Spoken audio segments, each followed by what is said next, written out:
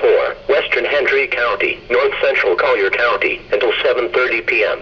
At 6:45 p.m., National Weather Service meteorologists detected a line of severe thunderstorms capable of producing quarter-size hail and damaging winds in excess of 60 miles an hour. These storms were located along the line extending from 6 miles east of Feldit to 11 miles east of Immokalee and moving southwest at 5 miles an hour. The line of storms will affect rural Western Hendry County and surrounding communities. Severe thunderstorms produce damaging winds in excess of 58 miles an hour and/or large hail. Frequent to excessive lightning and heavy rainfall is also possible. If the storm approaches your location, seek shelter in an enclosed building on the lowest floor and stay away from windows. Report severe weather or damage to the nearest law enforcement agency or your county emergency management.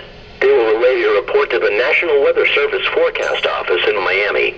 Or you can also call the National Weather Service in Miami directly at 305-229-4528 to report severe weather.